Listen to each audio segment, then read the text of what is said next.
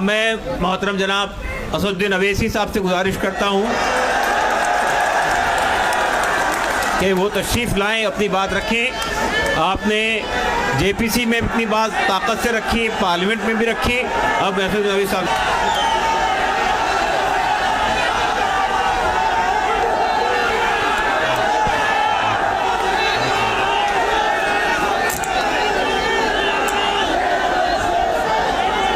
बिस्मिल्लाहिर्रहमानिर्रहीम।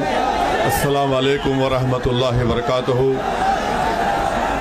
सदर मोहतरम ऑल इंडिया मुस्लिम पर्सनल हज़रत मौलाना खालिद सैफुल्लाह रहमानी साहब शहनशीन व तशरीफ़ फरमा, कौम और मिल्लत के तंजीमों के ज़िम्मेदारान, मेरे साथी अरकान पार्लिमान, दीगर सियासी पार्टी के ज़िम्मेदार, मोअज़्ज़िज़ हाज़रीन इकराम, बुज़ुर्गान कौम और मिल्लत,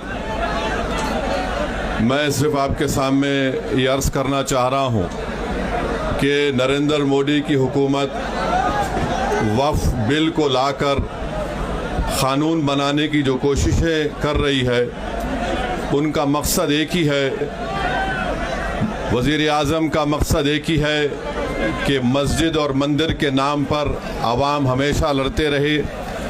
और उस बिल का मकसद ये नहीं है कि वक्फ की जायदादों को मजबूत किया जाए। आप खुद अंदाज़ा लगाइए कि हिंदू धर्म के एक बहुत बड़े ज्यूरिस्ट हैं, BK मुखर्जी की किताब में लिखा गया कि हिंदू धर्म में बाय कस्टम बाय यूसेज वो मंदिर की जायदाद बन सकती है। तो नरेंद्र मोदी वक्फ बाय यूज़र को इस तरह से ख़त्म कर रहे हैं कि अगर कोई डिस्प्यूट होगा या गवर्नमेंट प्रॉपर्टी होगी तो वक्फ बाय यूज़र नहीं रहेगा। दिल्ली में 123 वक्फ की जायदादें हैं जिस पर मरकज़ी हुकूमत का कि ये गवर्नमेंट की प्रॉपर्टी है। कलेक्टर को इख्तियार देने का मतलब यही है कि कलेक्टर हुकूमत के हक़ में फ़ैसला देगा। जिस मस्जिद के इमाम हमारे भाई मरकज़ी हुकूमत कहती है कि वो गवर्नमेंट की प्रॉपर्टी है, अगर कल खुदा ना खास्ता ये क़ानून बनेगा तो कोई भी जाकर मरकज़ी हुकूमत की तरफ से, दिल्ली सरकार की तरफ से वहाँ पर एक नोटिस लगा देगा कि ये वक्फ की प्रॉपर्टी। हिबा को निकाल रहे हैं, ट्रांसफ़र ऑफ प्रॉपर्टी में हिबा है, मगर कोई गिफ्ट नहीं कर सकता वक्फ की जायदाद को। नरेंद्र मोदी आजकल भारत के हमारे फजीलतुल शेख बने हुए हैं और ये बता रहे हैं कि अगर कोई मुसलमान होता है तो उसको 5 साल तक वो वक्फ को नहीं दे सकता है। ये कहाँ से इनको मालूम हुआ, कौन से फ़िक़्ह ये की किताब में लिखा गया? तो इनका मकसद एक ही है कि भारत के मुसलमानों से उनकी सियासी और मजहबी शनाख्त को छीन लिया जाए।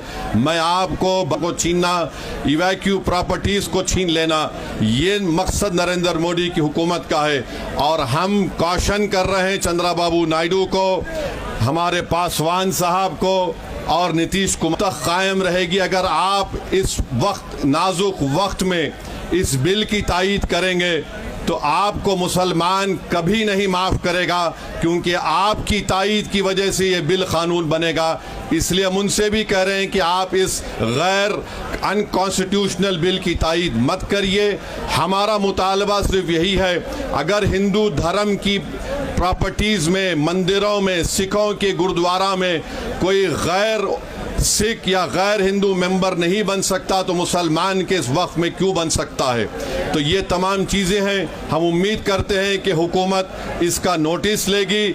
अगर नरेंद्र मोदी इस मुल्क के अमन को ख़राब करना चाहते हैं, वो मस्जिदों और मंदिरों के झगड़ों में जारी होगी। मैं यहाँ पर शुक्रिया अदा करना चाहूँगा हमारे जॉइंट वर्किंग कमेटी पार्लियामेंट के तमाम अरकान का, और ख़ास तौर से कल्याण बनर्जी साहब का, TMC के राजा साहब का, DMK का, हमारे नासिर भाई का और मुहिबुल्लाह